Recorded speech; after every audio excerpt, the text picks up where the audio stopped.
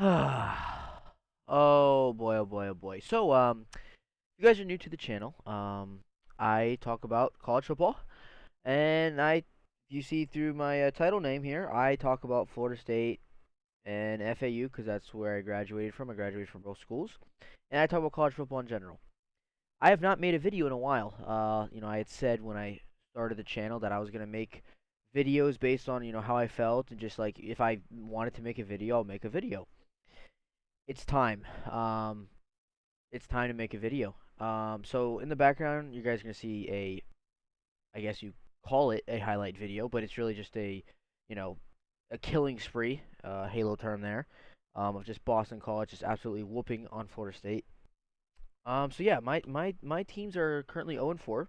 That's 0-2 for Florida State and 0-2 for FAU. So not a great start.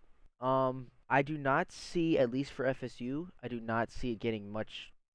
I mean, I guess it could get better, but I don't see it getting, improved to the point where, it's going to be a positive season. I really don't. Um, and then FAU, I think I'll talk about that on a different video. But I'm really ticked off about Florida State, whereas FAU, I'm ticked off, but at the same time, I kind of had us going 0-2 to begin with. And I think, we can bounce back easily. I think we can win the next three pretty easily, maybe the next four. Whereas Florida State, I had us going 9-3, 10-2. If you guys saw, um, with my prediction video, you guys can check that. Was with Late Kick Josh. Now he's changed the title, but I had a bold prediction. And I don't know if I said in a video, but I said in my explanation that I thought that the scariest thing, while the bold prediction wouldn't work, would actually be Florida State coming up short, not the other teams. If we just saw Notre Dame just lost to NIU, so that would have been perfect for my bold prediction if we would have beaten Notre Dame, because I had us losing to either Notre Dame or Miami as the bold prediction, and then coming back, and then winning that. I think I had us losing to Notre Dame. I think that's what I officially it was going to be losing to Notre Dame away, and then losing to Miami in the ACC championship. But bold prediction has been week two, and it's already over, because we're 0-2. So I want to talk about a couple things. Also my experience with Florida State in the sense of the coaches that I've met and just in general. And do I think this is going to be a positive year? Do I think it's going to be positive going forward? Do we need to fire Norvell? All these different things. And again, the biggest thing about my channel is, I'm not just a Florida State fan and not just an FAU fan, but I'm a football, college football fan. That's what I'm about. So I'm gonna do other videos for sure, but this is something that needs to be done, I'm pretty active on Twitter, X, whatever it's called, and I just kind of say how it is, and that's the point of the channel. Another thing to note too is I'm not a huge football like I don't know too much football overall. I know jet sweep, halfback screen, and different stuff like that, and cover two, cover three, but I don't really know like what's great and all that. So I'm not gonna talk about those from that standpoint. There's the different podcasts, different shows for that. That's not me. I say it from a fan and from a supporter perspective, and that's what we're gonna talk about here today. So we start off 0-2. We have a great start to Georgia Tech. We go in, we score 8-0 right away. I'm like, we're about to win the whole thing. And of course, overreaction, but I was like, okay, like DJU looks good, everyone looks good. We just ran it, and then everything just plummeted. And Georgia Tech ended up just beating us. Our O line looked trash, our D line looked trash. DJU looked mid. And not a single receiver looked good. Every receiver looked okay. Now we have Hakeem Williams, who's I think he's a sophomore now. He played like not one or two snaps, but he had a couple catches when I was there. That was my last year as well. Um, so I think he can definitely bounce back because he's injured right now, and I think he'll be huge. I also think, and not a lot of people are talking about it, but Alex Atkins, our offensive coordinator, he's been gone. He's been on some suspension, so not gone, but like he's been suspended for. I think after the Memphis game, he's good. So I do think that'll change in the sense of, I think our O line or not our O line, but definitely our offense will get a little better. So let's talk about the O line. Let's talk about the offense first. Our O line is just not what it should have been. We brought up back a lot of guys, and I mean, we got the left tackle, the right tackle. I think it's Ferguson. I don't want to say too much. I think Byers was hurt, so that hurt us. But Ferguson's missing. Like, I mean, our best players is our kicker, as you can see right there. So like, it's crazy. DJU, I said from the start when everyone went into the transfer portal, I wanted Cam Ward first. I know it's easy. Oh, of course you wanted that. They're looking good. No, no, no. That's the honest truth. I wanted Cam Ward first. KJ Jefferson second, and then I was like, we're probably gonna get DJU, but I thought DJU was a mid average quarterback. He looks terrible. If you guys ever check my Twitter out, which is the same name, I mean, I asked the fan base, I was like, guys, who's worse, DJU or James Blackman? And I still don't know. I mean, it's like we're on a better team, but DJU just looks awful. The O line's not helping him, as you can see right there. He can barely throw it, but I mean, eh, first off, why did we go for it on that fourth down? I don't know why we went for it there. That was stupid. Um, but at the same time, we just look awful. We look really bad. Um, Miami's gonna win the ACC championship. I am confident in that. I don't think there's anyone that's really even close. Um, to to competing with them on in the ACC. Maybe Clemson. I do think Clemson's a little underrated. I know they just got beat the brakes by Georgia, but you got to remember the first half was 6-0. And of course, it changes. Same thing with the Tennessee game when they blew out NC State. The first half or quarter, whatever, was not too bad either. I think Clemson's still underrated. I really do. So I think it could be Miami versus Clemson. We're obviously not in it. We're basically done. Um, so DJU is just not the guy. He never was to begin with. And for anyone to think that he was, I just don't know. If you saw him at Clemson, and if you especially saw him at Oregon State, you could just tell he was not the guy. And he's gotten worse. I mean, he's literally just hit that down little data spike, plummeted down. Meanwhile, Trayshawn Ward is just like our transfer from Florida State is just like burning through our D line. So I'll switch a little bit over to the D line. It's just I think people were talking about how we had some top five D line in the country, which I don't know who said that. I'm a little bit mad at the media. I think a lot of people, Florida State media too, like a lot of people put in NIL money into this. I was not one of them. Yeah, once I get a better job and more consistent income, then yeah, I think I'll eventually do it. But right now, like I mean, we put in money for DJU. We put in money for Roydell and Jalen Lucas, which I mean I like Lucas. I think he's pretty good. I think he's not been used enough, but yeah, I don't know the NIL is just like fans have a right to be pissed about us pouring in a lot of money and just not getting any results.